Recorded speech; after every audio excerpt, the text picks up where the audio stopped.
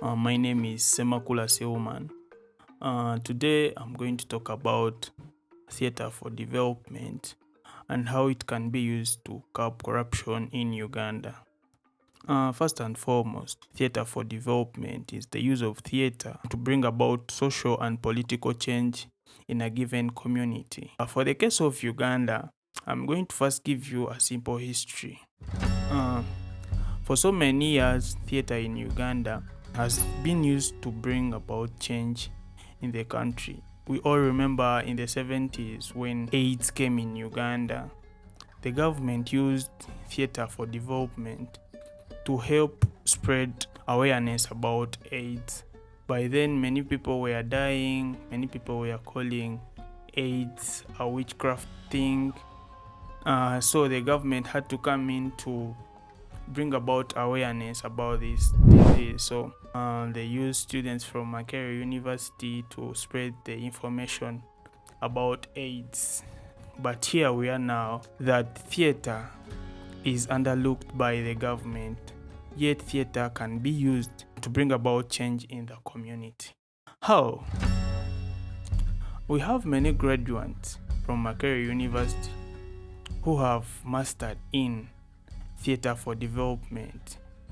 Not only theatre but also film and so many others. But let's concentrate on theatre for development. Yeah, students are there, they have graduated, they have the skills to bring about change. So, what's the problem that we have to solve? It's corruption. We thank the government that it has taken steps to curb corruption, but I just think that's not enough. To me, that's not enough. Look, we have theatre for development. Theatre for development is a social activity. It combines the people, it brings in the people, it brings in the people's input. So, how do we do this? First and foremost, we have corruption. Yeah, and we all agree that there is corruption. But the people are not aware of where to go to report.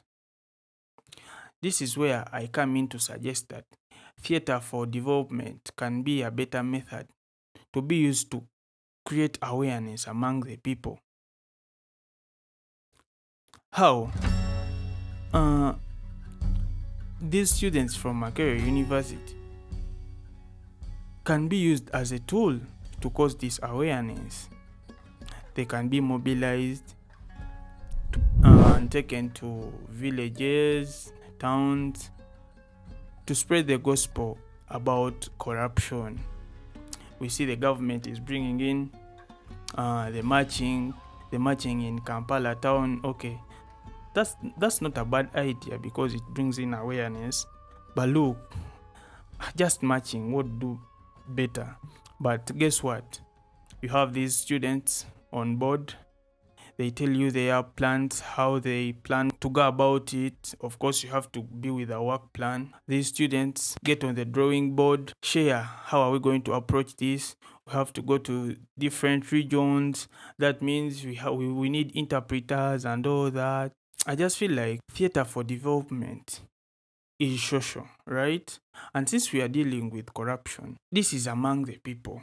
That means that the people's input has to be involved in order to curb down this corruption. I'll give you an example of a traffic officer. So this traffic officer is on the road standing.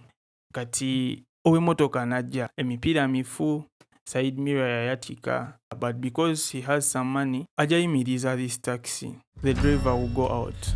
Abantu bajja sigala munda in the taxi. Remember, these people are going to work in the morning. Some of these people are going for interviews, the taxi guy will park agende okwogera n'owa traffic. We all know that owa traffic kyayagala kiri kimu ssente. But is it really worth? Because look, owa traffic agenda ku spending a lot of time eya driver. Neerabira mbu spending only the time of the driver, but also the people inside the taxi. Of some who are going to do interviews and they are on time, of which they might even reach at the interview place. Some of them are going to hospital, but the traffic guy is not even touched by what's going to happen after then. I'm giving this example to show you how corruption really spreads. After then, owa traffic bagenda muwaayo omutwalo gumu, akkirize driver okusimbula emmotoka after 14 minutes ez'okwegayirira by the driver. So remember, time is lost. The taxi guy is going to drive like 1 kilometer era sange another traffic guy. So that chain is going to continue like that. At the end of it all, you may find out that the tireless car is okufuna accident just because of the tires naye nga traffic guy yabakkiriza bagende. What I'm making out of this is that this country is ours, so we have to own it. We have to own it in a way that we can fight corruption. Just take a picture. If the traffic guy had told the taxi guy to park there the car, ekyandibaddewo, these other people would have got another taxi which is well off, ne bagenda. But then basigaddemu eno taxi etalina mipiira, just that driver waddeyo some bribe, ne babakkiriza ne bagenda. In the end oyinza okwesanga nga they have got an accident. Yeah, so that's the kind of awareness we need. And who are those people that are going to bring about that awareness? These are the people, the former students who have gone to Makerere University and pursued their degree in film, and they have the art. They have the art of handling such issues, not getting just random people from the streets. You give them money. Okay, it can be possible after they have got some education. The government has to include the arts while it's planning its measures to curb corruption in the country. There is a budget that is designed to cause awareness to the people about corruption. So what's that budget really doing? I just feel like the government is betraying its own people, because if you set a budget to cause about awareness about corruption, so where is that money going? Why don't you employ these students who are even jobless but educated to bring about awareness about corruption? I just feel like corruption is within us. Why? Because we are naive. Some people out there want to whistleblow, but they don't know even where to go. They don't know the processes. The government has taken steps of bringing the anti-corruption unit, the IGG's office. All those offices are there to cause awareness about corruption. And those specific offices are given a certain budget to cause awareness about corruption. But where is that budget going? Because people are not aware about corruption. It's like in Uganda, corruption is the new normal. But why? This has to begin from down.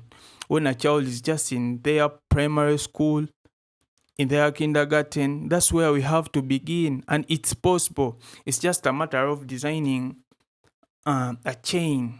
Just a matter of designing a chain that, okay, when we are in primary education, what do we have to teach a child about corruption? Yeah, and if we can do that, I think we can curb corruption. There are many ways that we can do that. Look, when we go to the healthy sector, you find out that there is no medicine in the hospitals, but the medicine has to be there. So where does the medicine go? It's all about corruption, because the people who are responsible for this medicine get that medicine from the hospitals and put them in their clinics.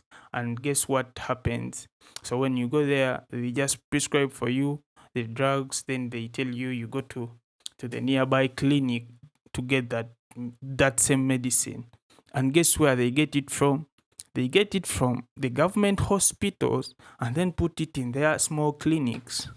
Then you, a poor Ugandan, you have to go into those clinics and buy that medicine, which is meant to be free.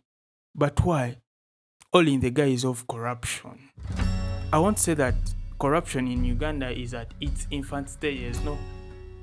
Corruption in Uganda has really matured, and that's where I come in to propose that the government has to come out to cause about corruption awareness so that people can be aware of where to go, of where to report in case of corruption cases. Yeah, and theatre for development is really going to be a good method to curb this corruption. You know, at times the government neglects theatre. There was a reason that's why National Theatre was built near the parliament. The National Theatre was built near the parliament just because the MPs could be near the NT so that during the evening hours they could close to go to National Theatre to watch the plays, to watch the theatre there. Because look, theatre reflects what happens in society. So if it's like MPs have little time to go and have a chat with their people in their constituencies, it's really very easy for them to cross just to the National Theatre, go get what's on people's minds. Because look, theatre says what is in the society. Theatre depicts what's in the society. So that means theatre is very important in our country, because remember, theatre is social and we all agree that theatre talks about the people and what the people do, what's really on the hearts of the people. So that means the government has to prioritize theatre. The government has to get a slot for theatre in its daily operating, because theatre is life. Theatre brings out what's on the minds of the people, not just putting budgets to bring about awareness, and they use that money to do other things. Let's use the money which is allocated to do certain things, because look, theatre is really very important.